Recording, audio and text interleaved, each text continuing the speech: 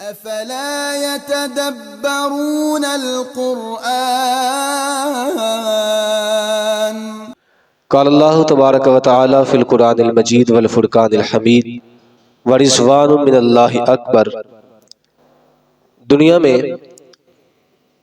جس بھی انسان کے پہلو میں دل دھڑکتا ہے وہ کسی نہ کسی کے لیے اپنے دل میں محبت کے جذبات ضرور رکھتا ہے، اور وہ کسی نہ کسی کو خوش کرنے کی کوشش بھی کرتا ہے، اور وہ کسی نہ کسی کے لیے محبت کے جذبات بھی ضرور رکھتا ہے۔ اور انسان کو جس کے ساتھ محبت ہوتی ہے وہ انسان ہر وقت وہ کام کرنے کی کوشش کرتا ہے کہ جس کے ساتھ اس کا محبوب راضی ہو جائے۔ تو انسان مسلمان اس کو سب سے زیادہ محبت اللہ کی ذات سے ہے، اللہ کے بعد اللہ کے رسول کی ذات سے ہے۔ مسلمان اور کافر کی زندگی میں بڑا فرق ہوتا ہے۔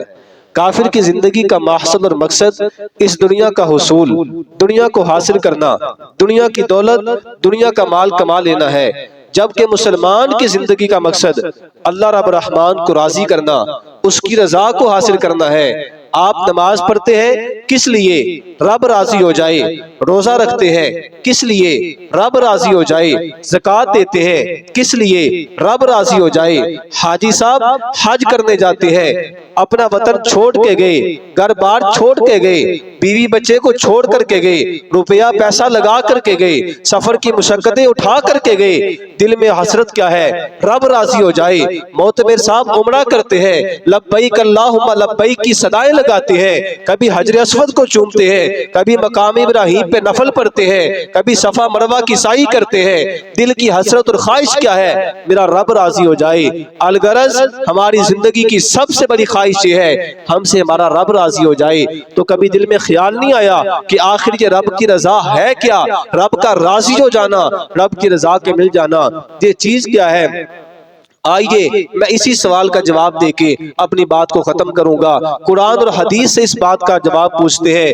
اللہ کا راضی ہو جانا، رب کی رضا کا مل جانا اتنی بڑی نعمت ہے۔ دنیا و ما فیہا، دنیا اور اس میں موجود تمام چیزوں سے سب سے بڑی اگر کوئی نعمت ہے اسے رب کی رضا کہتے ہیں۔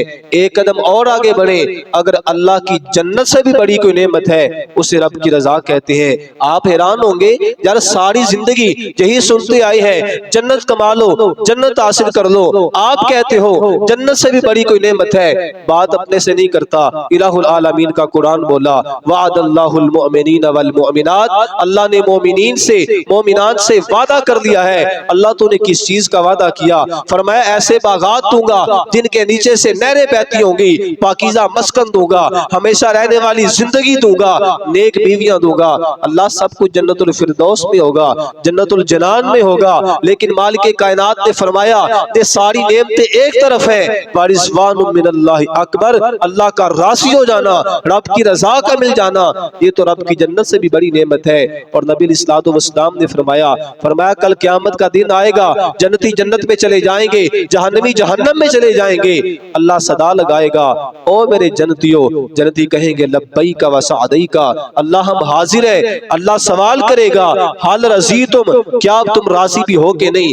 جنتی حیران ہو کر کے کہیں گے اللہ ہمیں کیا ہے کہ ہم تجھ پہ راضی نہ ہو جائیں؟ تو نے دودھ شراب کی نہریں دی ہیں، سونے چاندی کے محلات دیے ہیں، ہمیشہ رہنے والی جوانی دی ہے، ایسی زندگی دی ہے کبھی ختم نہیں ہوگی۔ دل میں خیال آتا ہے، خواہش پوری ہو جاتی ہے اللہ ابھی بھی ہم تجھ پہ راضی نہ ہو تو پھر کب ہونا ہے؟ اللہ فرمائے گا او میرے جنتیوں آؤ میں تمہیں اس جنت سے بھی اعلیٰ نعمت دیتا ہوں۔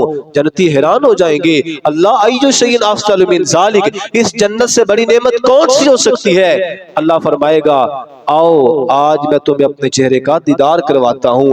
ہم جس کے لیے سر بسجدہ ہوتے تھے، ہم جس کے لیے رکوع و سجود کرتے تھے، جس کے لیے بھوک اور پیاس کو برداشت کرتے تھے، آج اس کے چہرے کا دیدار ہو رہا ہے۔ اور پھر فرمایا احل علیکم رضوانی، میں نے آج کے دن تم پہ اپنی رضا کو حلال کر دیا ہے، آج میں تم پہ راضی ہو گیا ہوں۔ اچھا راضی استاد بھی ہو جاتا ہے، راضی ماں باپ بھی ہو جاتے ہیں، بچہ کام اچھا کر دے مالک मालिक राजी हो जाता है, अल्लाह तेरा राजी होना कैसा है? फरमाया लैसा कमिस्लिही शैउन, अल्लाह की मिसल कोई चीज नहीं है। उहिल्ला अलैकुम रिज़वानी, आज मैं तुम पे राजी हो गया हूँ। फला अस्खतु अलैकुम बअदहु अबदा, मैं आज के बाद कभी जिंदगी तुमसे नाराज नहीं होना है।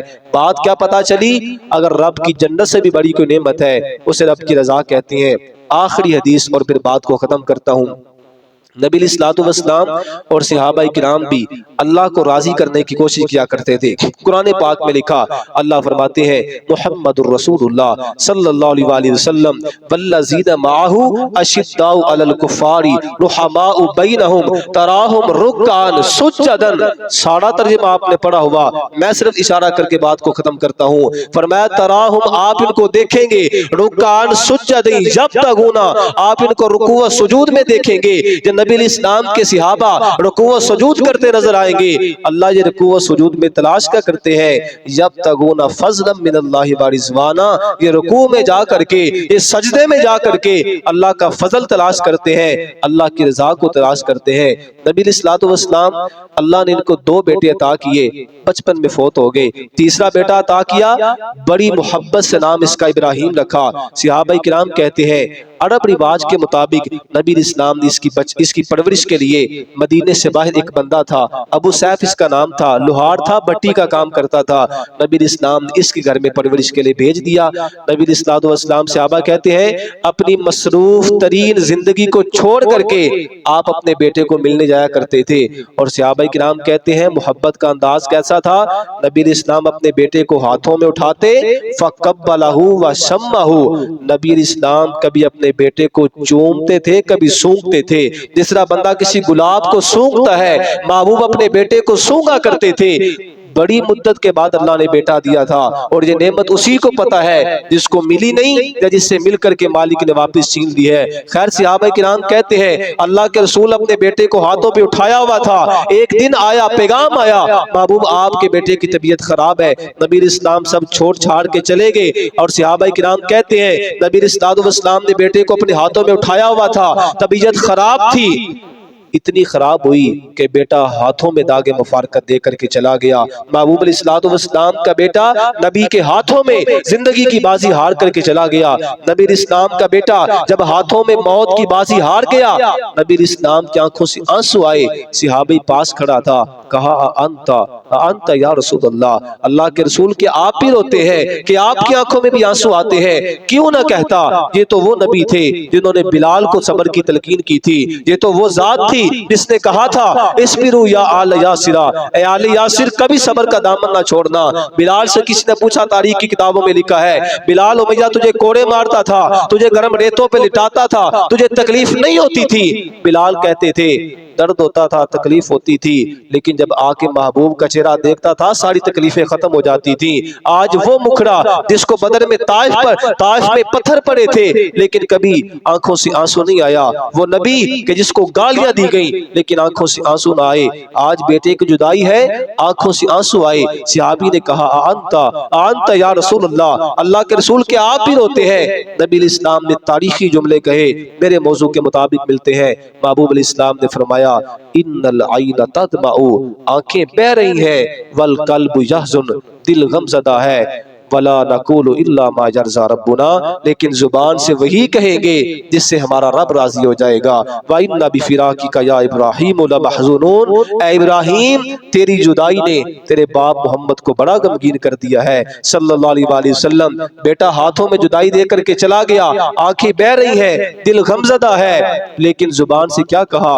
वही कहेंगे जिससे हमारा रब राजी हो जाएगा, क्योंकि वरिज़वानुम मिनल्लाहि अकबर, अल्लाह का राजी हो जाना, अल्लाह की रजा का मिल जाना, ये सबसे बड़ी नेमत है, ये सबसे बड़ी नेमत है। अल्लाह का राजी हो जाना ये सबसे बड़ी नेमत है। और राजी कैसे होगा?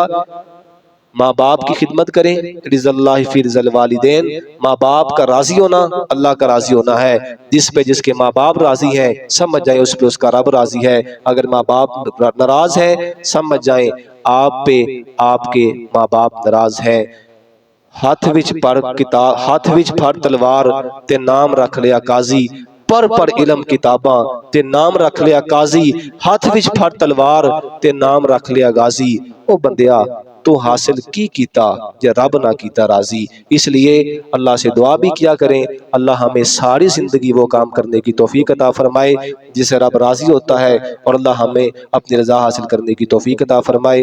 ھذا ما کان عندی واللہ اعلم بالصواب وما توفیق الا باللہ، والسلام علیکم۔